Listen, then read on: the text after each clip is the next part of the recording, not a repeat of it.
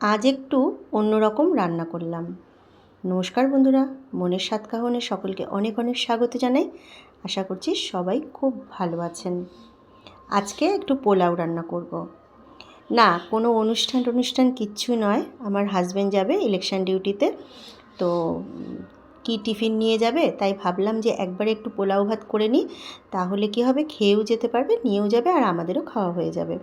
না হলে দুভাগে ভাত করতে হবে, অনেক দেরি হয়ে যাবে আর কাজও অনেকটা বেড়ে যাবে। তো সেই জন্য একবারেই বসিয়ে দিলাম একটু পোলাও ভাত। এই যে কড়াইতে তেল, তেজপাতা আর আমার ঘরে যেটুকু গরম মশলা ছিল তাই দিয়েছি, সব ছিল না। তো যাই হোক, আমি ওই রকমই যখন যেরকম যা থাকে তাই দিয়েই কাজ চালিয়ে দিই। তারপরে এই যে পোলাওয়ের জন্য গোবিন্দভোগ চাল নিয়েছি, আমি চালটাকে ভালো করে একটু ভেজে নিচ্ছি।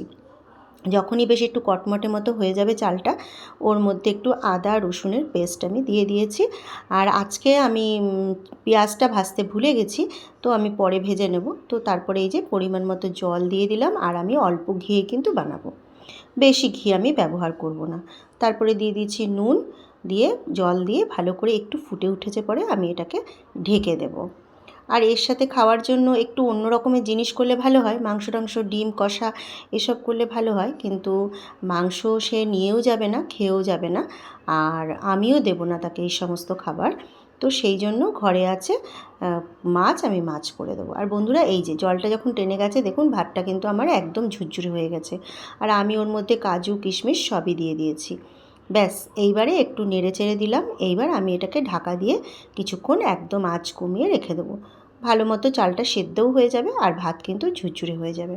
তো এই যে রেডি হয়ে গেছে। আর যেহেতু আমি পেঁয়াজ ভাজতে ভুলে গেছি, তো সেই জন্য পরে আবার পেঁয়াজটাকে ভেজে ভালো করে মিশিয়ে দিলাম। তবে বন্ধুরা, পোলাও ভাতের মধ্যে মিষ্টি দিলে বেশ ভালো লাগে। আমি কিন্তু মিষ্টি ব্যবহার করিনি, কারণ আমার ঘরে মিষ্টি দেওয়া খাবারটা চলবে না। তো সেই জন্য আমি মিষ্টিটা দিইনি। স্বাদে হয়তো একটু এদিক ওদিক হবে। আর এইদিকে আমি ওর বাবাকে ভেবেছি যে একটা ডিমের পোচ করে দেব। তো ডিমটাকে যেহেতু সে একটু বেশি ভাজা খায়, ওই জন্য তার একটুখানি ভাজাটা বেশি করে নিলাম। আমরা হলে একটু কাঁচা কাঁচা খাই, মেয়ে আর আমি। আর তারপরে ভাবলাম যে একটু পটল ভাজা করে দেবো, কারণ সে আর কিছুই নেবে না, মাছও নেবে না। তো আর এদিকে আমি ঘরে ছিল সিলভার কাপ মাছ, আর সেটাকে আমি আলু দিয়ে পটল দিয়ে ভালো করে কষা করে তৈরি করে নিলাম। হয়ে গেল আজকের আমার রান্না।